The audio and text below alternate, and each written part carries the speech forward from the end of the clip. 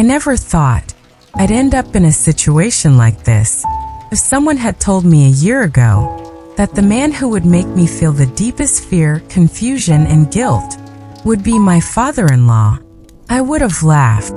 But now, as I hold my baby in my arms, I can barely breathe because I don't even know who the father really is.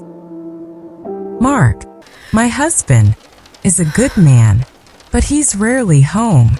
After losing his job, he started taking construction work far away, saying he needed to save money before the baby came. I understood. I didn't blame him, but a pregnant woman doesn't only need money. She needs presence. She needs someone to say, "I'm here with you."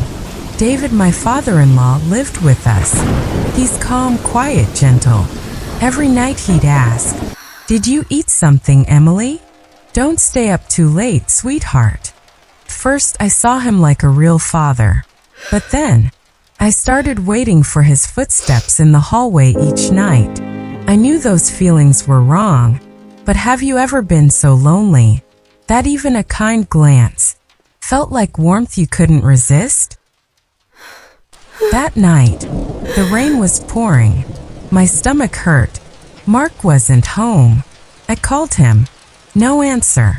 David rushed in with warm towels and water, his hands trembling as he helped me. He held my hand and whispered, "It's okay, I'm here." I broke down.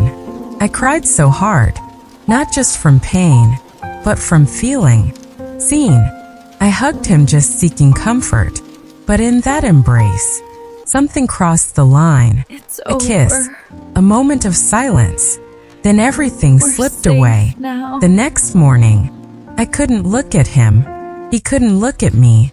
We both knew we'd done something that could never be spoken. I was 6 months pregnant, then 7, then 8. Mark came back, happy, loving, proud. And I was terrified. I didn't know whose child I was carrying. David grew distant. He avoided my eyes, barely spoke, but I could feel his gaze, that mix of fear and guilt, and maybe still a trace of affection. Sometimes I caught him staring at an old photo of his late wife, his hands shaking. He never wanted this. Neither did I, but it had already happened. And when the baby was born, that first cry, so small, so fragile, so pure, I looked down, and my heart stopped. Those eyes were David's eyes. Mark kissed our son, kissed me. He said, "He's perfect, isn't he?" I smiled and cried. David stood in the corner, staring at the baby, then at me.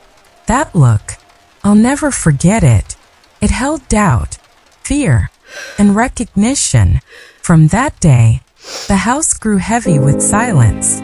Mark didn't understand why his father avoided him, why I flinched at the sound of his voice, why I cried alone in the shower. I'm scared, scared of the day Mark sees it, sees what everyone else will someday see, the truth written on our son's face. Today, I'm recording this story, not to ask for forgiveness, but because I can't carry it alone anymore.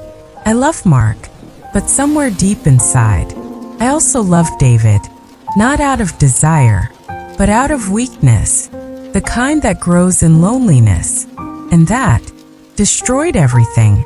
Now, when I look at my sleeping baby, I wonder, if Mark finds out one day, what will he do? If David admits the truth, could I ever face him again? And if my son grows up and asks why he doesn't look like his father, what will I say? I don't know. All I know is, each day I live in silence, and I pray that silence never breaks. If it were you, what would you do? If you were me,